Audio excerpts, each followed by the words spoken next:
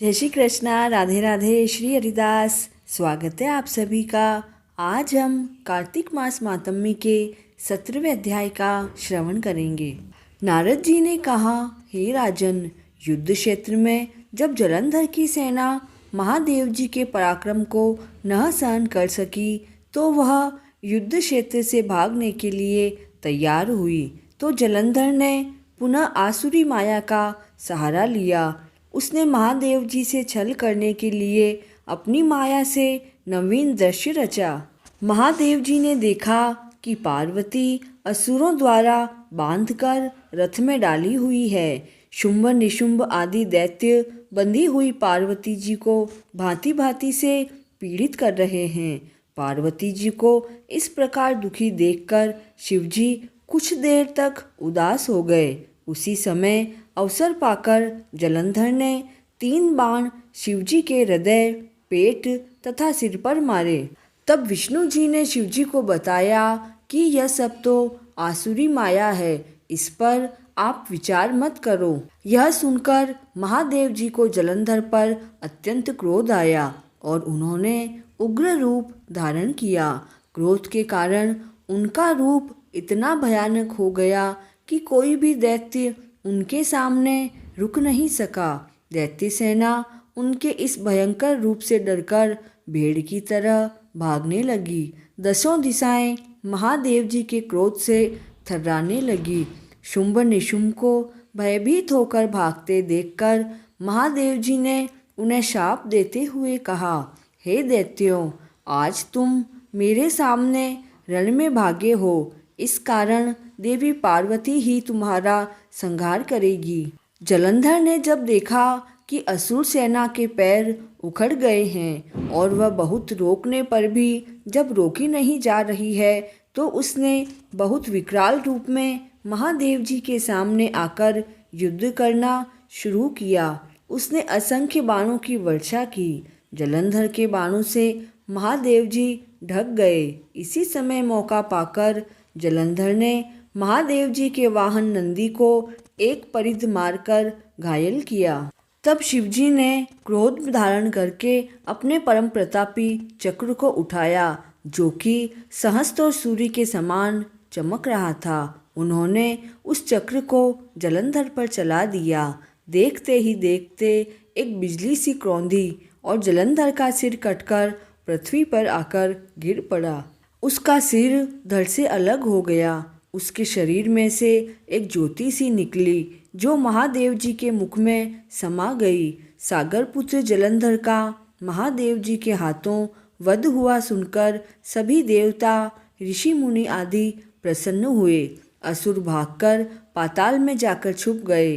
वृंदा के शरीर से जो तेज निकला था सो पार्वती जी के तेज में जाकर लीन हो गया। सभी दिशाओं में महादेव पार्वती की जय जयकार होने लगी।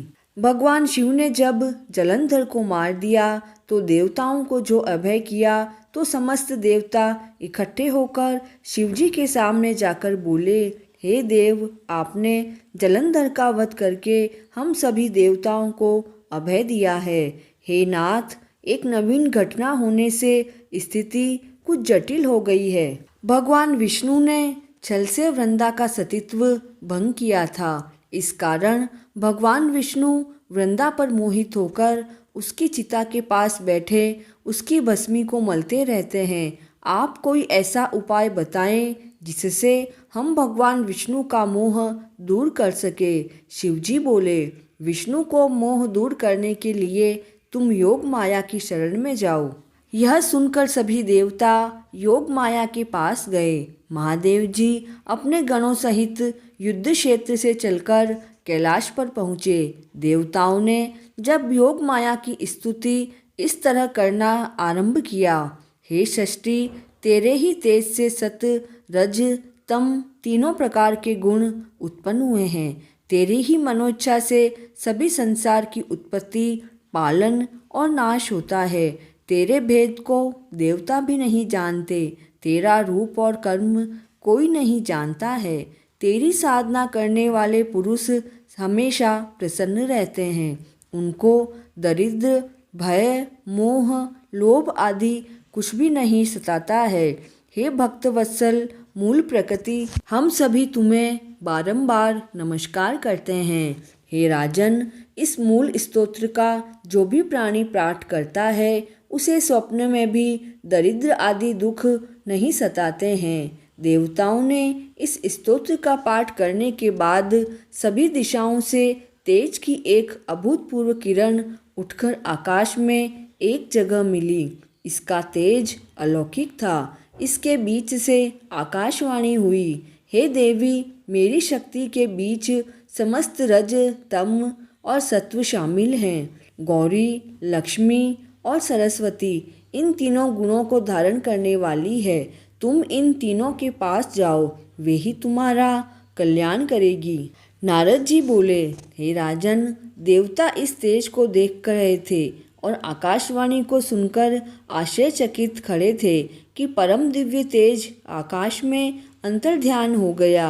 सभी देवताओं ने आकाशवाणी की कथन को स्वीकार करके इन तीनों देवियों गौरी, लक्ष्मी और सरस्वती के पास जाना का विचार किया।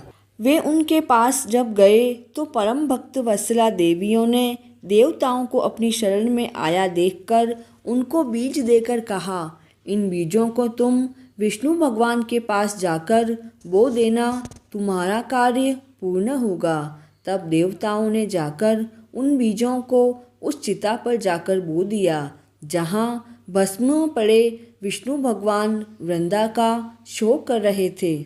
श्री सूत जी बोले, हे ऋषियों, यह अति गुह्य कथा है। जो भी प्राणी एकाग्रचित होकर इस कथा का पाठ अथवा श्रवण करेगा उसे कभी विघ्न बाधाएं नहीं सताएगी।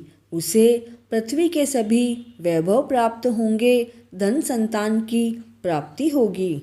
कार्तिक मास मातम्य का 17वां अध्याय पूर्ण हुआ। जय श्री कृष्ण।